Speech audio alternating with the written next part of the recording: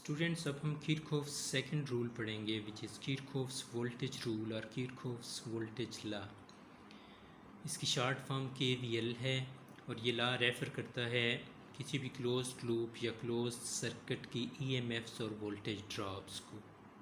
इसकी स्टेटमेंट कुछ यूँ बनेगी कि in any closed electrical circuit the algebraic sum of all the electromotive forces and voltage drops in resistors is equal to 0। Maths language में से algebraic sum of EMF plus algebraic sum of voltage drops must be equal to 0 लिखेंगे। इसकी validity को, इस law की validity को परखने के लिए या इस्टेब्लिश करने के लिए हम इस क्लोज्ड लूप का सहारा लेंगे ABCDA का। इसमें 4 कंपोनेंट्स आपको दिखाई दे रहे हैं, 2 सोर्सेस हैं जो एक्टिव कंपोनेंट्स हैं और 2 ही रजिस्टर्स हैं जो पैसिव कंपोनेंट्स के तौर पर यहाँ पर मौजूद हैं। इसमें से जब हमने इस लॉ को देखना है, प्रूव करना है, तो किसी एक पॉइंट से शुरू करना है। मसलन A पॉइंट से शुरू करते हैं तो इसमें से देखेंगे पोटेंशियल ड्रॉप हुआ है या पोटेंशियल गेन हुआ है या पोटेंशियल राइज हुआ है। तो इसी तरह से इसमें देखेंगे, इसमें देखेंगे, इसमें देखेंगे, तो पूरे सर्किट में हम तमाम पोटेंशियल चेंजेस देखेंगे और जहाँ जहाँ राइज इन पोटेंशियल हुआ होगा उसको पॉजिटिव लेंगे, जहाँ जहाँ ड्रॉप इन पोटेंशियल हुआ होगा उसको नेगेटिव लेंगे और फाइनली जब उनको सम करेंगे तो इस इक्वेशन की अकॉर्डिंगली ज़ीरो रिज़ल्ट आएगा। तो इसकी कुछ कन्वेंशंस हैं जिनको की बात कुछ हुई है और कुछ मज़ीद कर लेते हैं कि राइज इन पोटेंशियल हमेशा पॉजिटिव लिया जाएगा और ड्रॉप इन पोटेंशियल नेगेटिव लिया जाएगा और बैटरीज़ के लिए पॉजिटिव एंड हमेशा हायर पोटेंशियल पर होगा। Current flows from high potential to the low potential यानी कन्वेंशनल डायरेक्शन ऑफ करंट होगी। और एज्यूम करें direction of current either clockwise और काउंटर क्लॉकवाइज।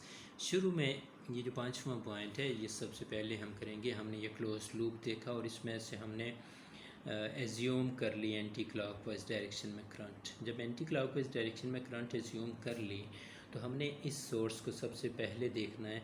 इस सोर्स में अगर आप देखें तो इसके नेगेटिव से पॉजिटिव टर्मिनल की तरफ चार्ज जा रहा है। इसके बीच में से जो चार्ज जा रहा है ना वो नेगेटिव से पॉजिटिव टर्मिनल की तरफ जा रहा है और ऐसा करते हुए वो इस सोर्स से एनर्जी गेन कर रहा है।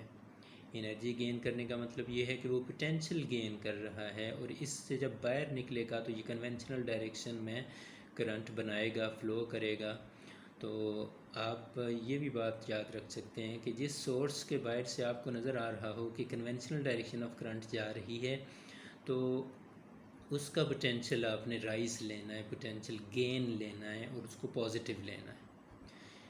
इसी तरह से रेजिस्टर में से देखें तो रेजिस्टर में पोटेंशियल ड्रॉप होगा यानी एनर्जी लूज़ करेगा, पोटेंशियल ड्रॉप करेगा और ये potential drop according to Ohm's law होगा I इंटू आर और I इसमें से करंट है और R1 इसकी रेजिस्टेंस है इसलिए IR1 इसका पोटेंशियल है और ये चूँकि ड्रॉप हो रहा है इसलिए माइनस इसके साथ आएगा -I इंटू R1।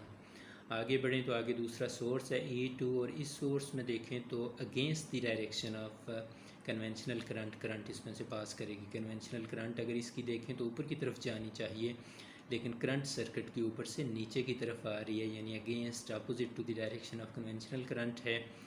तो ऐसा जब होगा तो हमने हमारा चार्ज यहाँ एनर्जी लूज़ करेगा या पोटेंशियल लूज़ करेगा, पोटेंशियल ड्रॉप करेगा। तो इसका मतलब है इसकी EMF को जो पोटेंशियल ड्रॉप करेगा that will be equal to the EMF of this source और इसकी EMF को फिर हमने माइनस में लिख लेना है, माइनस ऑफ E2। एक और तरह भी इसको याद रखा जा सकता है कि सोर्स के अंदर से अगर देखें तो इसके पॉजिटिव टर्मिनल से नेगेटिव की तरफ चार्ज की मूवमेंट है और अगर ऐसा होगा तो चार्ज एनर्जी लूज़ करेगा, पोटेंशियल लूज़ करेगा। इसी तरह से आगे बढ़ें तो आगे चौथा कंपोनेंट है रेजिस्टर है R2। इसमें अगेन पोटेंशियल ड्रॉप होगा और पोटेंशियल ड्रॉप होगा तो ये IR से आएगा ओहम्स लॉ से।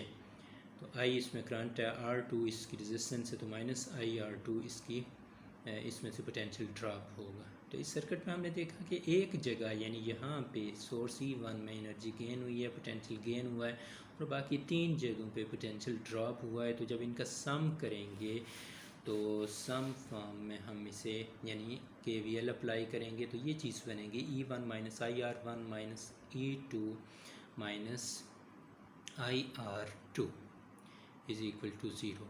तो इसमें से ईज़ को एक साइड पर रख लें, EMFs को, और IR1 प्लस IR2 को दूसरी साइड पर रख लें।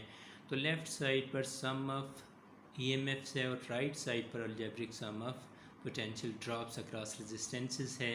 तो ये दोनों सम आपस में इक्वल होते हैं, और अगर इनको उधर ही रहने दें तो ये सारे ड्रॉप्स मिलके ज़ीरो बनाएंगे। इन जितनी एनर्जी, जितना पोटेंशियल यहाँ गेन हुआ है, इन तीनों जगहों पर थोड़ा थोड़ा ड्रॉप हुआ है, और इन सब को सम करें तो पोटेंशियल चेंज ओवरऑल ज़ीरो आएगा।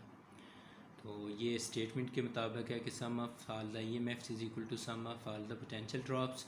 और इसमें यहाँ एक चीज़ याद रखने की है कि ये सम नहीं हुई, बेसिकली यहाँ पर EMF E1 में से EMF E2 माइनस हुई है, तो जो नेट सम यहाँ पर नेट की फॉर्म में आएगा कि sum of all the EMFs E in a loop in a circuit is equal to the sum of all the IR voltage drops in that loop। और इसके बाद फिर KVL को अगर देखें, जिस तरह मैंने बार बार बात की, KVL is in fact according to the law of conservation of energy. तो ये मैनिफेस्टेशन है law of conservation of energy की KVL। Thank you.